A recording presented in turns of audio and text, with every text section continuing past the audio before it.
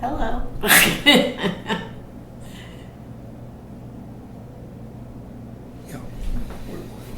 Okay. Okay.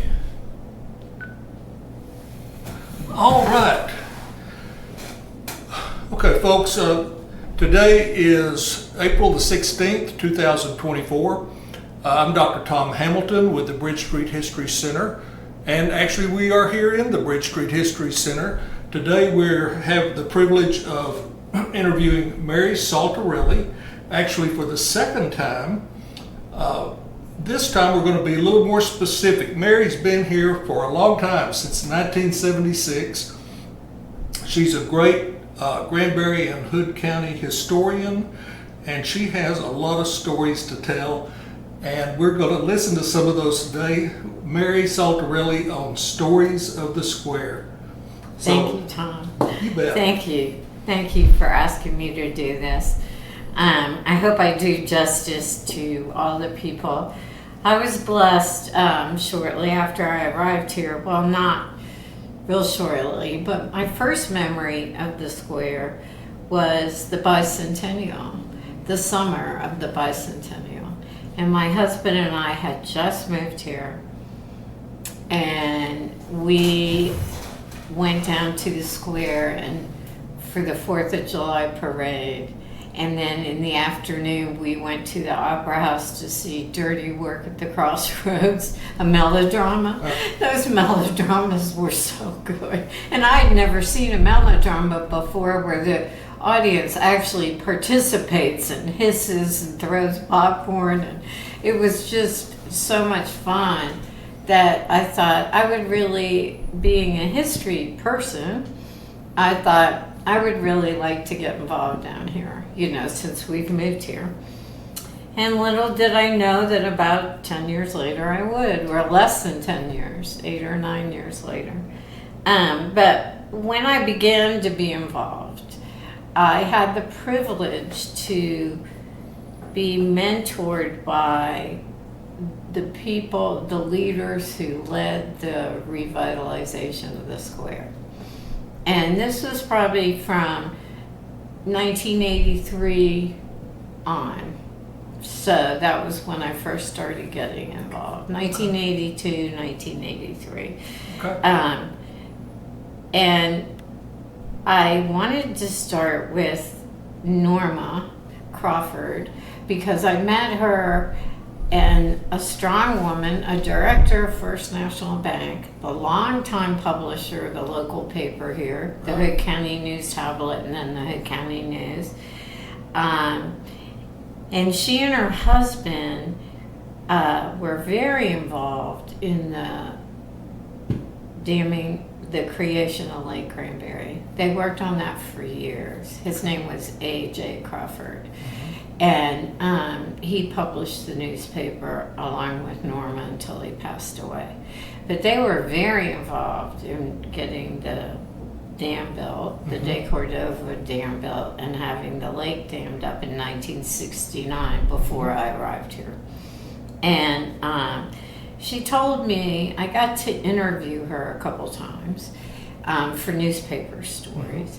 And she told me that before the dam was built, Granbury was just a sleepy little town.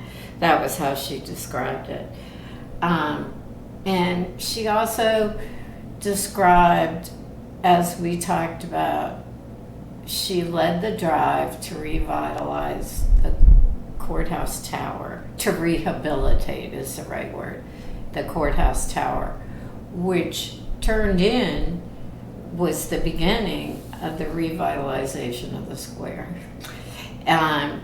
Because after the dam was built, the same year that the dam was built, a storm hit Granbury, a tornado, some people say, struck the courthouse clock tower and damaged it. And the courthouse, since it was built in 1891, had not been restored.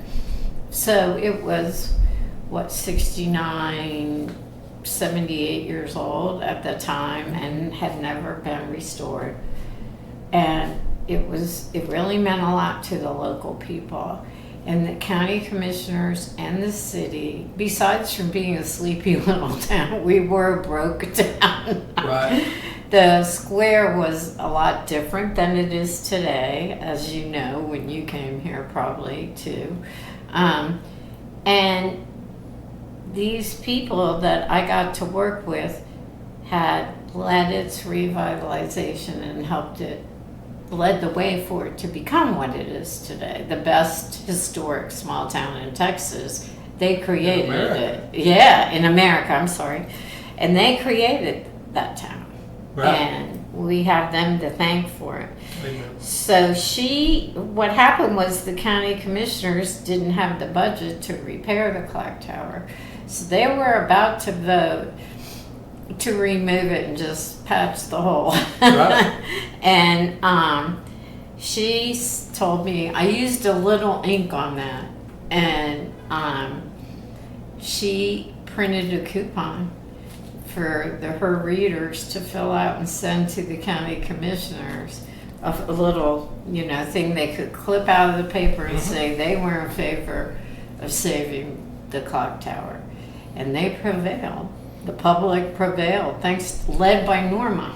She led the way. And that is pretty amazing for a newspaper publisher to do something like that. I am so glad you told. That's a little known story. Really? You didn't know that? Never heard that story. That's great about Norma. And so the thing she told me is the lake and the revitalization of the square, or the rebirth of downtown Granbury, all these things worked together to put Granbury on the map. Yes. I still remember her telling me that. What we're now calling the Renaissance. And Granbury's Renaissance. And she started the first project on the square, or she initiated the first project on the square, and led the way for it to happen. And it just kicked off after that.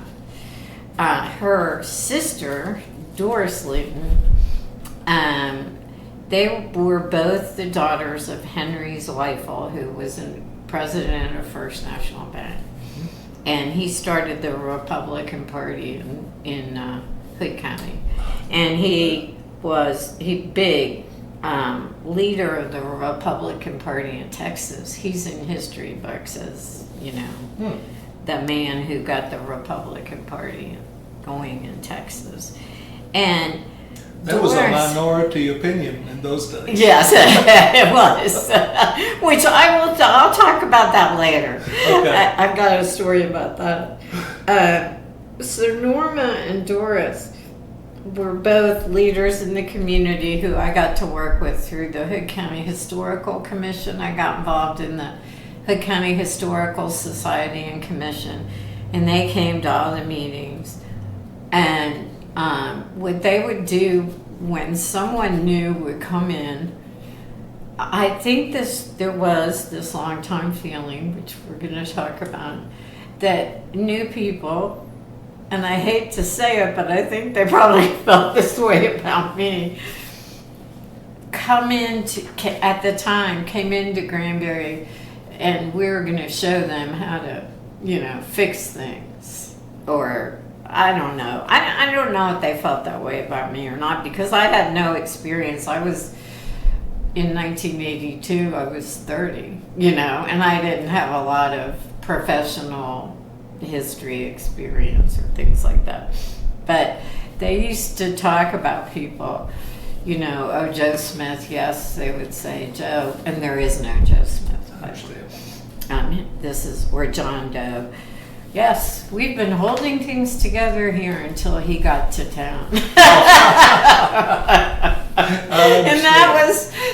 that was a line that I heard Norma and Doris, her sister, say over. We've just been holding it together and they would say it to their face too. Yeah. They never said it to me. I'm proud to say. There you go. But that was their way of putting them in their place. Yeah, but that's a funny story, I think, about newcomers who think they can tell you how, you need to restore a building or do whatever.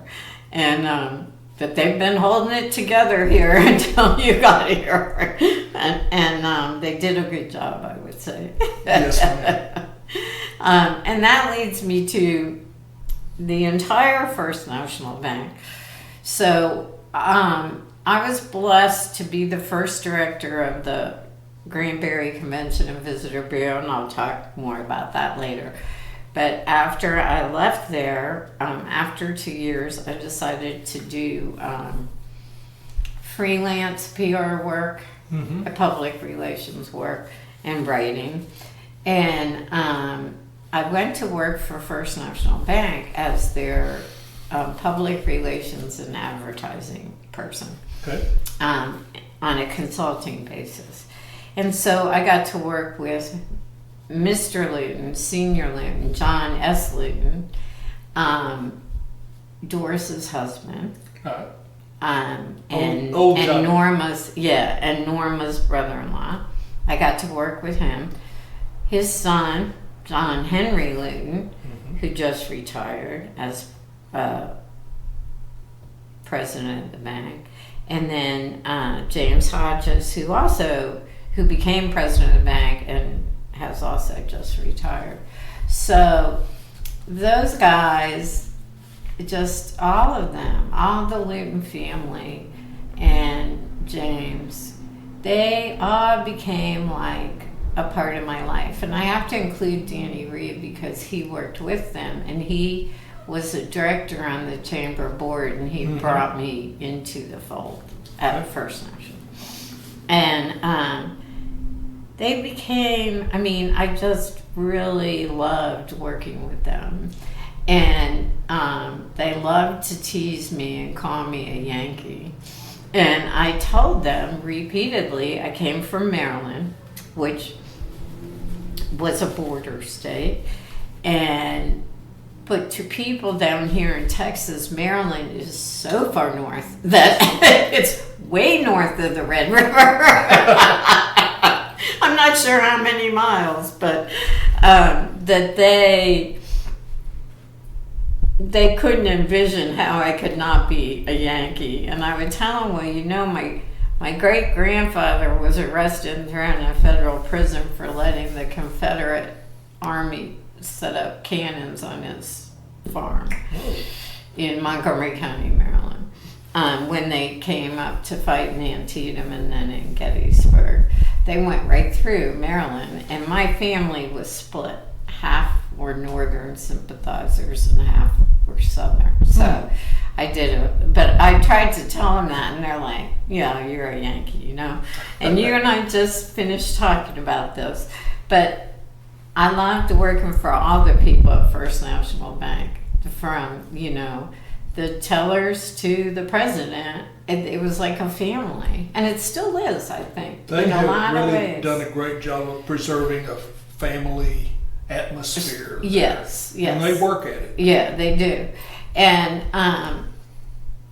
so I loved working there, but as long as I'm here in Granbury, which will probably be the rest of my life,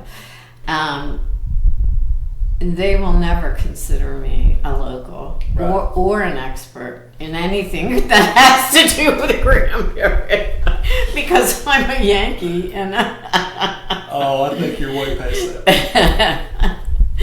But I think that they respect me and they know how hard I've worked on local history and stuff. But they love to tease me, that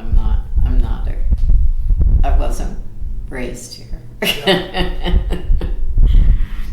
So I'm not a native Texas.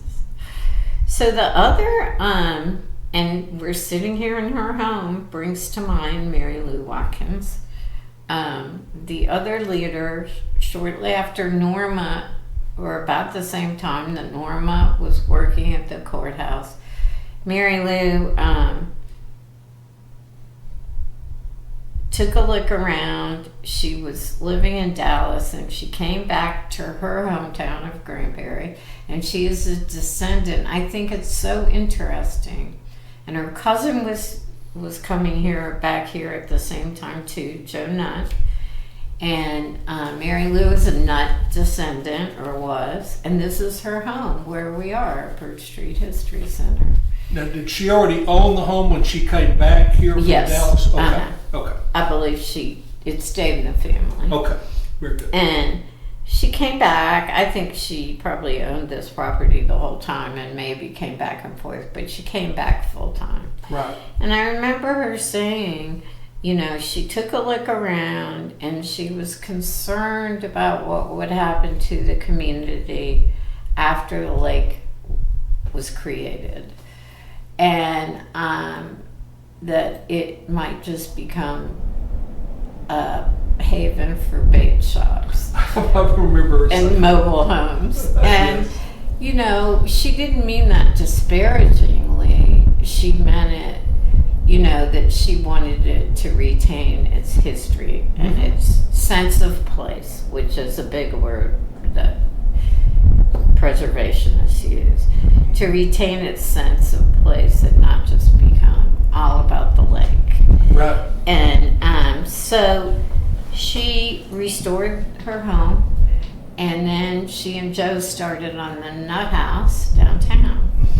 And she's considered also, you know, a big leader of the historic preservation movement. And so as it was picking up, she and Janine Macon, who came to Granbury, and herself, attracted by the small town, and with her husband Ben Macon, they came into Granbury, and Mary Lou she and Joe restored the Nut House. That Mary Lou opened a restaurant there called the Nut House, which became very famous. And then Janine, 2 or 3 doors down, opened up a really nice ladies' dress shop. And between the two of them, they started giving the women from Fort Worth a reason to come down for the day and spend the day. Then it was a day destination. Come down, have lunch, and go to Janine's. And then from there, Mary Lou and other people started buying buildings on the square, and Joe, and they started working with First National Bank to create a consortium, I guess, of business leaders who through help from the bank would buy buildings and restore them and lease them out to other people. I see. And Mary Lou and Lou Brooks and someone else bought the Nutshell Eatery and restored that, or what became the Nutshell Eatery, the Gordon building on the northeast corner Right. of the south side. Yeah. Not northeast, I'm It's the sorry, southeast corner of the south side. There you go. The Gordon building. So they bought that and leased it out to the people who first opened the Nutshell Eatery. So they kicked all that off, and one day a very famous architect in Texas, O'Neill Ford, came to Granbury, and he had dinner. He had heard about the Nut House Eatery. I don't know exactly what brought him here, but he had lunch. And she knew right away who he was, and she was, you know, oh wow, I need to talk to this man, because he was, at that time, he was working on restoring part of San Antonio, the little village part. I can't, La Velitas, I think it was called, yeah. And so she said, I really need to talk to him because he's an expert in historic preservation. So she asked him if he had a minute, and he said, oh, sure. So after he ate, they went outside.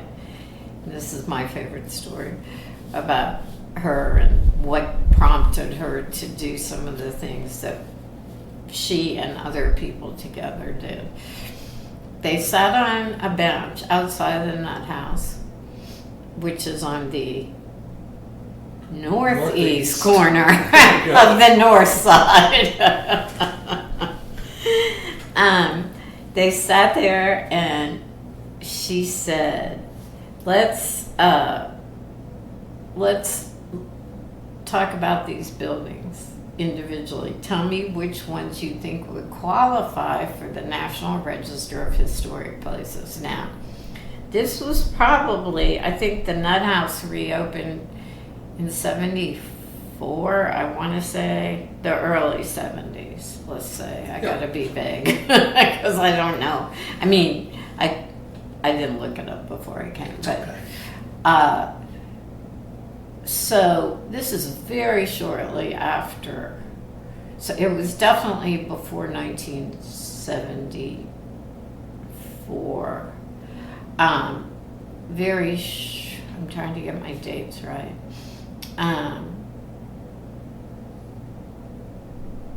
Or very shortly before, I'm sorry, sometime around 1972.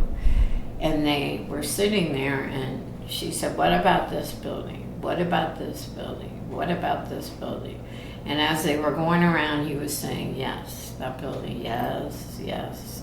And when they got around to the south side, to the Opera House, he said, oh, hell, Mary Lou, just list the whole damn square on the National Register. That's what he just lists, the whole damn square. And they did. Yes. She didn't just solicit his opinion and not do anything. She listed the whole damn square in the National Register of Historic Places. And Granbury became the first town square in Texas to be listed as a district in the National Register of Historic Places. Yeah. The Granbury Courthouse Square is the first district in Texas to be listed in the National Register. That's fantastic. Yeah, so that was thanks to O'Neill Ford.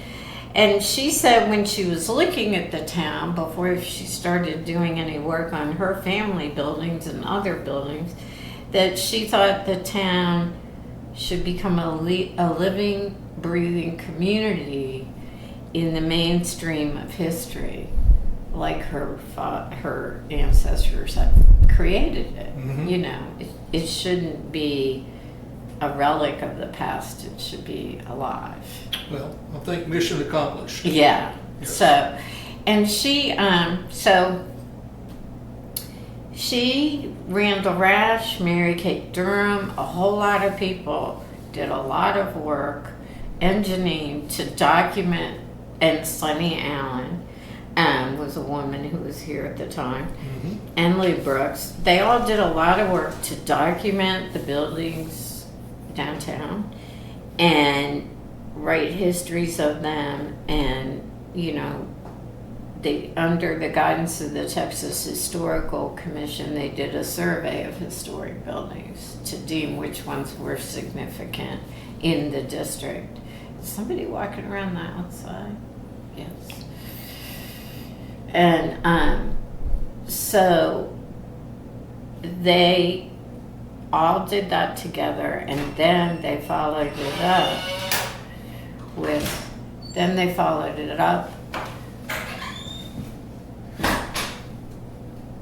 with passing an ordinance in the city of Granbury, making it a historic district and protecting the buildings for the future, Fantastic. which is where we are now. The buildings have been protected.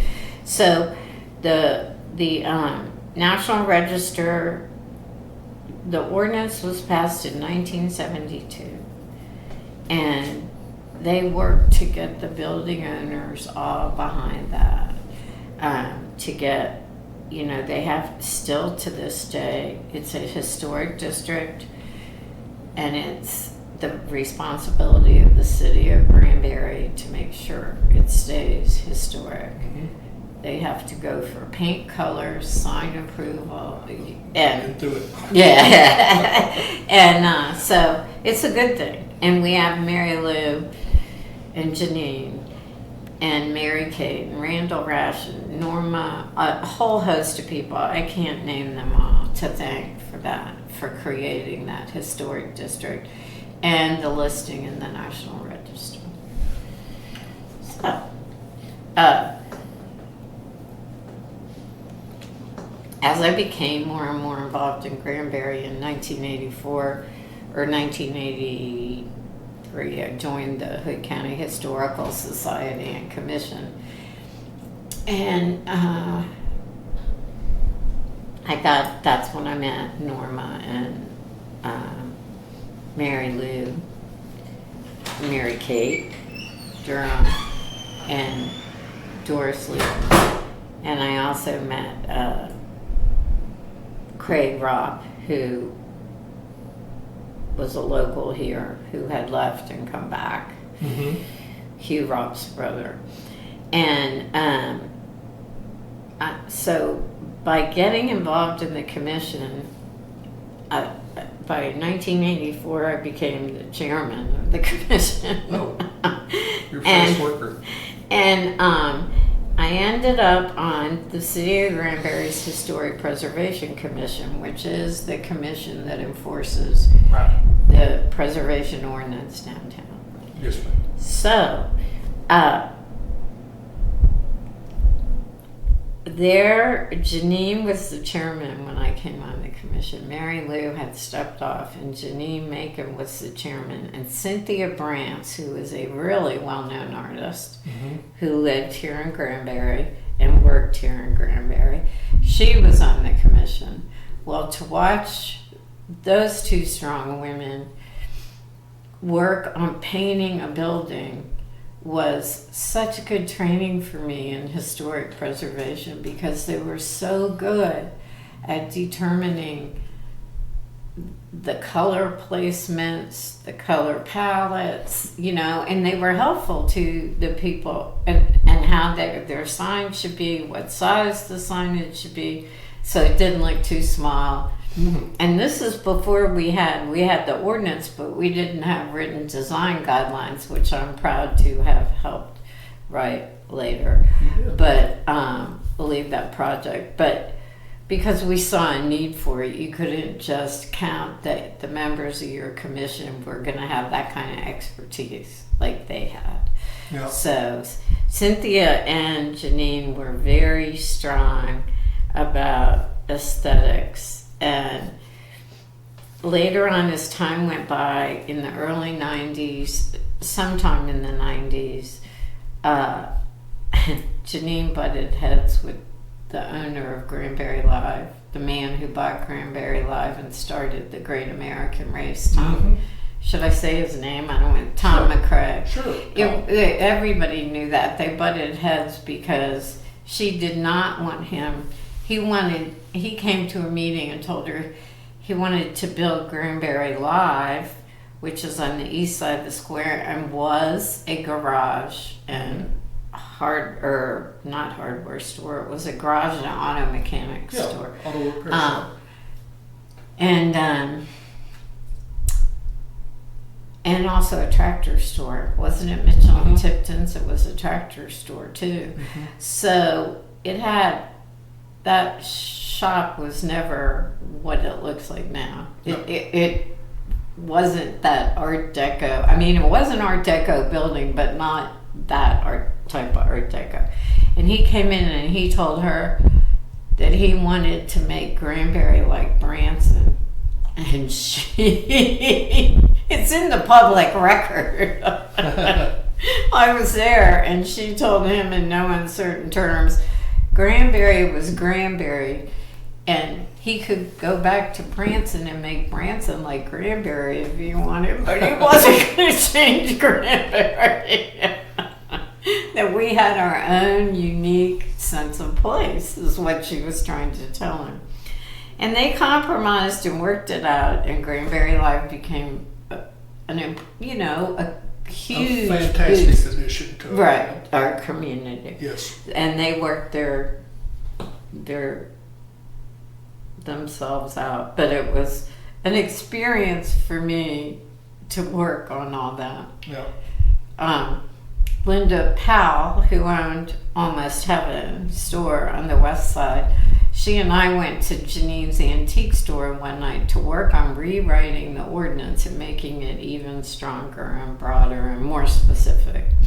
And we were in there working away, and we still laugh about that night because we ended up down in our shop and we both bought old wool men's bathrobes, Ponderosa bathrobes, Western prints that we were told to wear as dusters or jackets, you know. Right. And we walked out with these old wool bathrobes. So we both kind of laugh about that. So they taught me a lot about local zoning and aesthetics and paint when I was on the historic commission. Right. They were strong. So strong many proponents of their. So many Yes. strong women Yes. that led the way here. And, you know, they always say that historic preservation is about women, you know. Really? We're always the ones that chained ourselves to the buildings, like the grand colonial dames who restored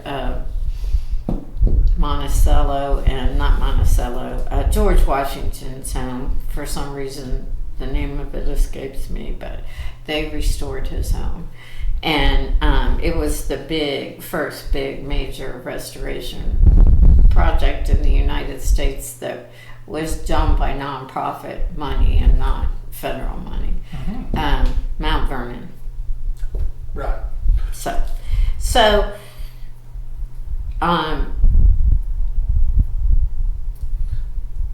another big leader at that time in Granbury was Howard Clemens. It makes us laugh. This is my introduction to politics in Granbury. I was very involved and doing a lot of stuff, but I kind of stayed away from local politics.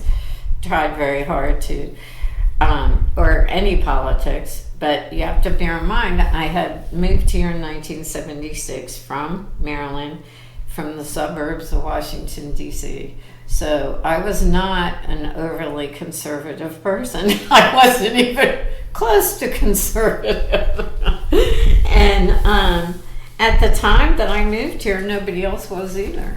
I mean, at the time all this happened, Mark West was governor, and then Ann Richards was governor. You know, it was not a Republican state, Texas. No. It was a Democratic state. Yes. So my friend Howard, he was mayor here. He had retired from Alcon, the eye product company, and he became mayor. He portrayed General Granbury at General Granbury's birthday celebration and Bean Cook-Off, which is now called Founders Day. And he was Santa Claus every Christmas for years upon years. So everybody in town knew Howard. Right. I mean, he was jovial. Is that the word to describe it? Sure. So at this time that this story happened, I'm going to place this as the late 80s. I had stopped working at the chamber, and I was doing freelance writing and working for First National Bank, and I was going to do a feature story on Tom Hafford because he was going to leave Rinky Tinks. And for background for people who might watch this, Tom owned the ice cream parlor on the square, which was an old-timey ice cream parlor with a bar, with the seats, with the ice cream tables. It was perfect, and it was called Rinky Tinks Ice Cream Parlor. And he also was a banjo player and musician who performed at the Opera House. Mm-hmm. So, Howard and I went in there one morning, and Howard wanted me to meet the guys that hung out at Rinky Tinks every morning, and they called it the Old Geezers Club.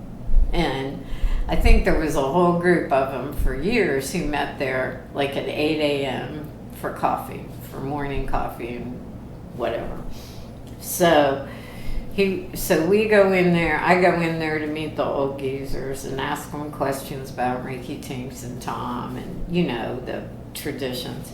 And there's a local man there, and I am so sorry that I cannot remember his name because it would be meaningful, because he had been born and raised in Hood County. He was not a business person on the square. He was a rancher and farmer. Mm-hmm. And Howard introduces him to me, and I said, "Hello, how are you?" And he goes, I'm going to say his name was Joe again just because I don't remember his name. But Howard says, "Joe here is a yellow dog Democrat." And I said, Howard set me up, he goes, "Do you know what that is?" And I said, "I have no idea what that is." And he says, "Joe, you tell her." And Joe has a spittoon on the floor. And he goes, "I'd vote for a yellow dog before I'd vote for a Republican." And that's how I learned about local Texas politics and yellow dog Democrats. It was true. Yeah. But I love that. I'll vote for a yellow dog before I vote for. And he was a really nice man. I mean, I enjoyed talking to all of them, but I really wish I could remember his name because he was a character, But that's the way it was here at the time. Yes, ma'am. But things changed. Also, I mentioned Craig Ropp before. Mm-hmm. His brother Hugh wound the courthouse clock tower for years, walked up the stairs and hand wound the courthouse clock tower. And so Craig had worked for Jim Wright as his top chief of staff. Jim Wright, who was the representative from this area and Fort Worth and Weatherford. His district changed over the years, but Jim had also worked in Granbury at one time, and so everyone in the area knew him and knew Craig. And Craig retired and came back to Granbury to retire. And he bought the building on the southeast corner of the east side of the square, which was cut in half to create the gas station. It was... What's now the filling station restaurant? Yeah, the filling station restaurant. So he bought that building, and he was working. He developed the lodge. Craig did that. That was his big project when he came back to Granbury. That was big. Yeah, and so I remember him being aghast in the '80s when the buildings on the square started selling for what he thought was exorbitant amounts of money. And he said, I remember him saying this, and the rent was going up to like $800, $1,000 a month or something like that. And he said, "There ain't nothing legal you can sell to make that kind of money in Granbury." And if he only knew that now they're selling for over $1 million, and the rents are several $1,000s a month. Right. So, but there ain't nothing legal you can sell. So see, this is my education to local Texans. So I probably should have mentioned this earlier, but when I first started becoming involved in Granbury, I was working with Craig Ropp and a group of women with the Historical Society and Commission, because for a while before I became chairman, Craig was chairman of the Historical Commission. And I was working with all of them to restore the depot. Mm-hmm. And then that led me to apply for the job to be the first director of the Convention and Visitor Bureau here. And when I got that job, that just it was great because I got to work with Bob and more strong women and some great men too as well. But the Chamber of Commerce of this little town had revived the 4th of July festival that had been going on here every year for many years, and it had, I guess, kind of died, and so they revived it and started it back up again. They opened their office in the old jail, and Morris, our friend, Walton, led the restoration of the old jail. Not a lot of people know that either, because he doesn't brag about his accomplishments, but he did. And but he worked with Bobby too to get that done. But the chamber was a small organization, and they took on the task of promoting tourism in Granbury, and signed a contract with the city to administer the hotel motel funds and open the Granbury Visitor Center. And I was really lucky to be able to work at the old jail with her, and some of the people on the board were, I already mentioned Danny Reed, he was on the board, Dee Wormley, they were both head of the tourism committee of the board, John Duty, who owned the Carmichael Inn in the old Baker Carmichael house for a while. There were just a lot of really, Gail Lowe and Bill Lowe. Jack Cummins. Yes, Jack Cummins, thank you. Howard Clemens, yes, you. So I was really, really fortunate to be in that position and start working there. And I met all the city council people, the city manager. It was a really good experience. And then that year, they hired me in the spring of '84. And that year I started coordinating the 4th of July. So 9 years after I first went to it, I was helping coordinate it. That's great. Yeah. So, or 8 or 9 years. And then during that time, I also helped Linda Powell start the Candlelight Tour of Homes. Well, before I started working for the chamber, right before, 1984 was the first year. And I wrote all the descriptions in the book, the history of all the houses for the Candlelight Tour of Homes brochure. So, I'm sorry, they hired me in 85, not 84. Did the idea for the Candlelight of Homes tour, did that come from another city? Where did that idea originate? It was Linda's idea to start it. And she was a member of the Merchants Association and a really active, and this was in 1984. Okay. And I was working on restoring the depot and getting more involved in downtown Granbury. And so she was working as a volunteer for the Historic Granbury Merchants Association. And they hired me to write the book for the first tour. Right. And I got to know her doing that, and a lot of other merchants on the square, which was good, because then when I started my job, they knew who, Sure. We had an established relationship.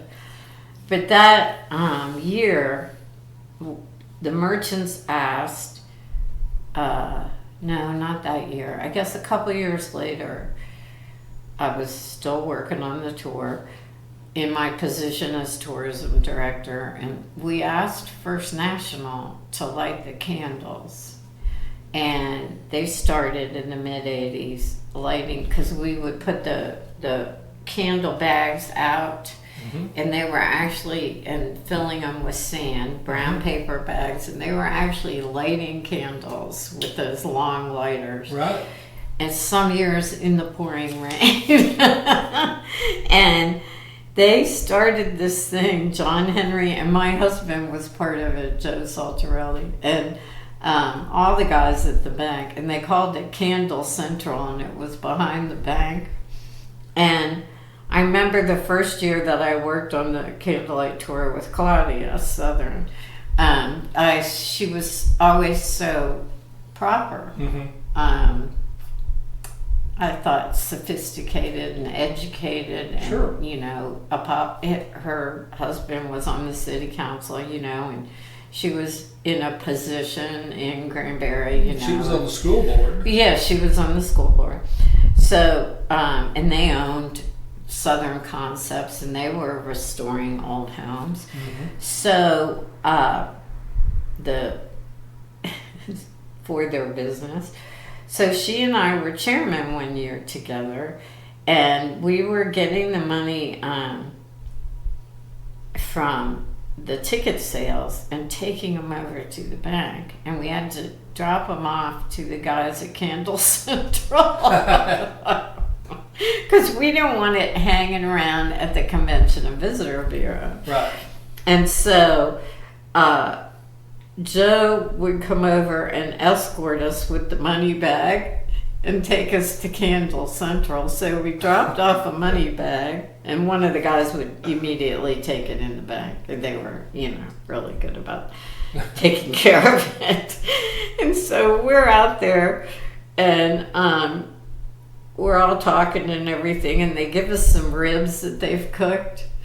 And we're eating the ribs, and the guys are eating them and throwing them in the fire. So I ate one. I threw it in the fire. And then Claudia did the same thing. I was like, yes. That was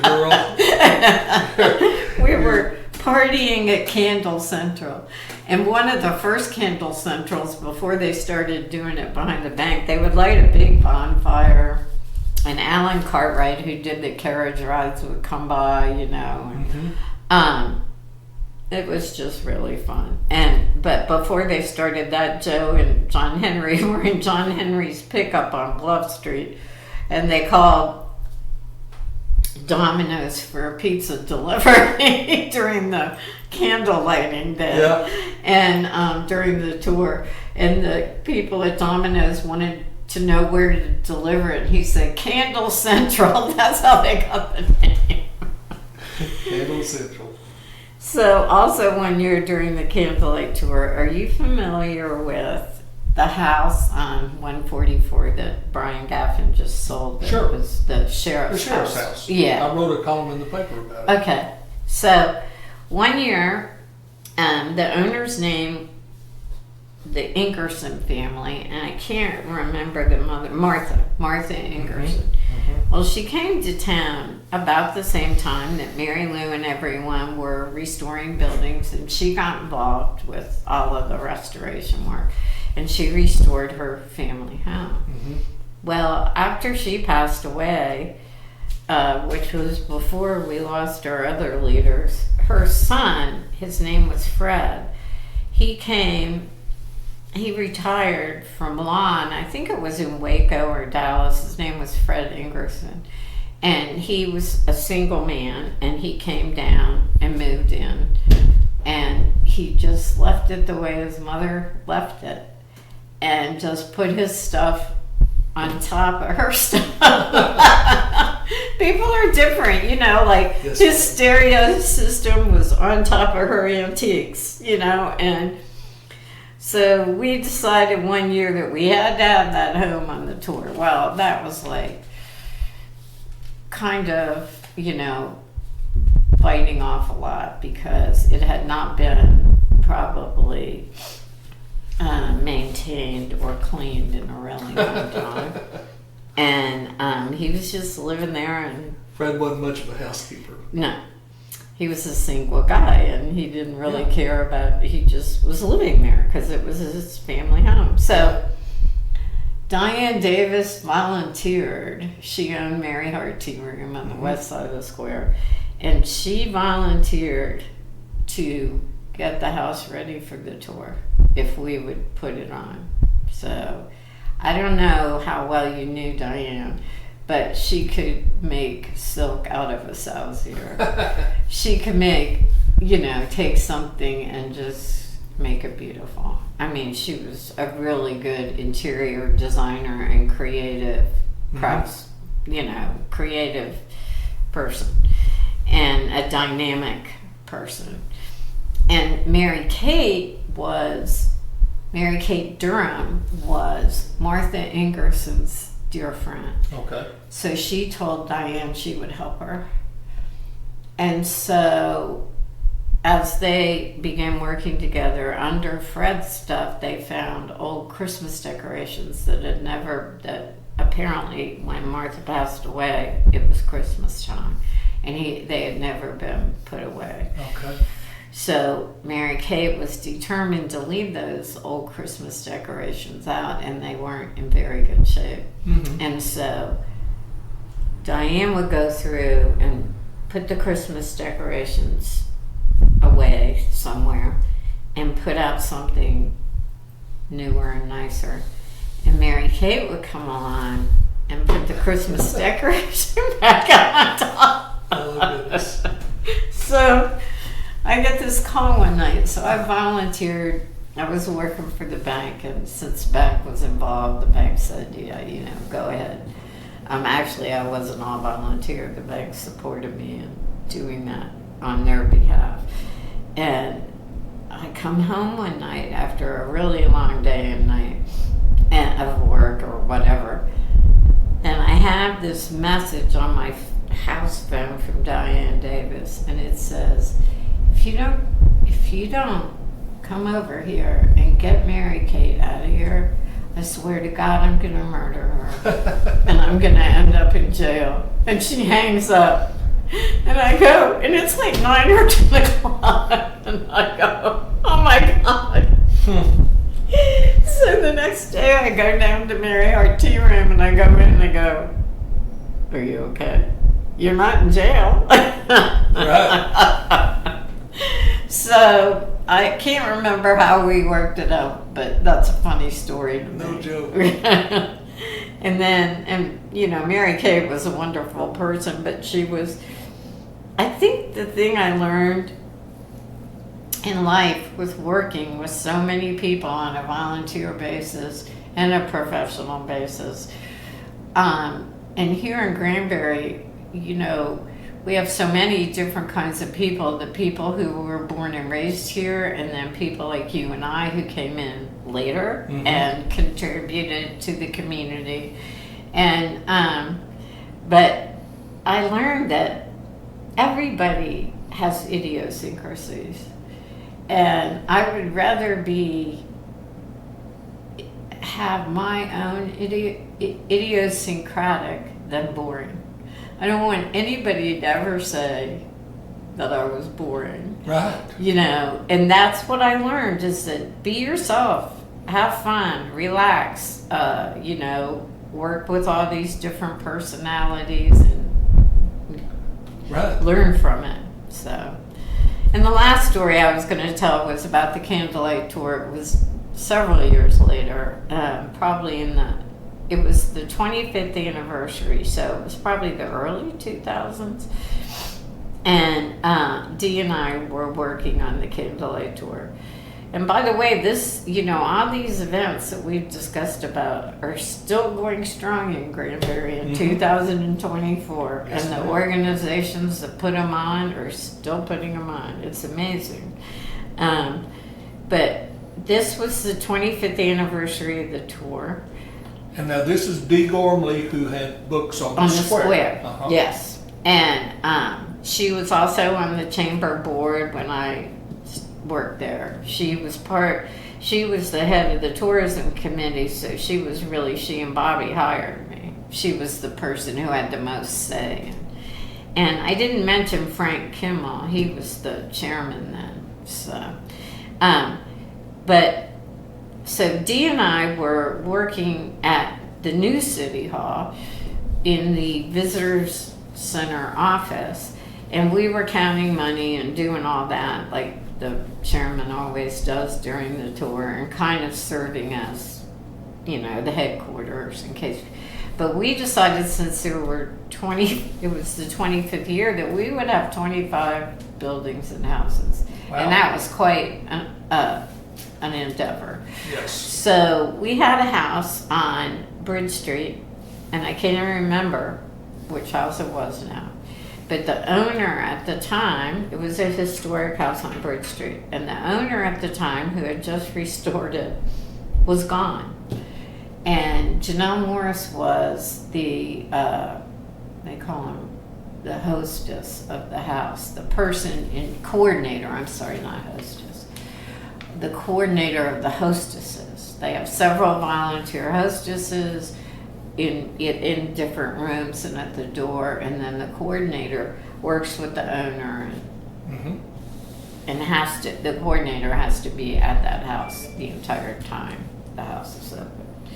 So Janelle was there, and then the tour's over, and Dee and I are counting the money, and we're really busy taking calls and stuff, and here comes Janelle, and she says, I'm really concerned about the house because it smells like gas, and it's been smelling like gas all afternoon.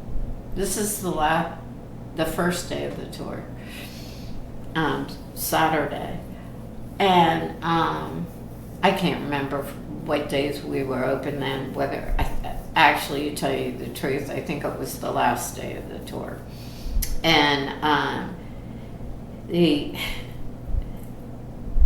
Dee and I are like, what? And she goes, well, it's been smelling really badly of gas, and some of the hostesses just had to leave, and I've been trying to call the owner, and the owner's not there.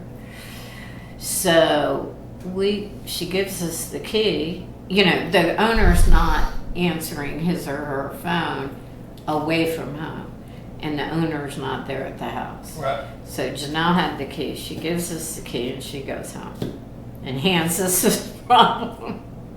And it was Saturday night around, I want to say, close to midnight. And we didn't know what to do. And David and Claudia had gone to the Beautification Council ball. And she was working on the Candlelight Tour with us. She was co-chair with me. And or I can't remember, but anyway, she was working on it with us. And so we were calling her and David to see what the hell we should do. And David said, I'll call the fire department right now. So we first went back to the back of the building to look for the turnoff valve. And I've never had, well, my parents did have gas heat, but I was a kid, you know. I've never had gas heat as an adult, and I didn't know what the hell I was doing. And so David called the fire department, and here they come at midnight. And they turned the gas off, and we locked up the house and left. And the next day we talked to the owner. So, but that was scary. Oh, no joke. So that's especially when you had 300 people coming through the house. Yeah. So I think that was the last time I ever worked on the Candlelight Tour. That was maybe not, but I haven't That worked broke on you. Yeah. I haven't worked on any of the events lately, and I feel bad, but I love to go to them, and I feel like cool. I worked really hard on several of them, you know, and You worked hard on so many projects, and you are just one of the jewels of Granbury, not only for all the work you've done, but also your work as a historian. A lot of people don't realize that, but well, thank you. I learned from the best. yes, and you've related some of that today. And I'm so grateful to have, and I only touched briefly on all these different leaders and their stories about them, but I loved being with them all, and I learned so much from all of them. Well, that's our job here at the Bridge Street History Center, is to try to bring out and preserve and illuminate some of those stories, some of those wonderful people that are the reason that Granbury is such a great community. Yeah. So, Mary, I thank you very much. You did a great You're job, welcome, as Tom. always. Oh, thanks. And I look forward to maybe doing it again. Okay, sounds Okay. good. Thank All right. you.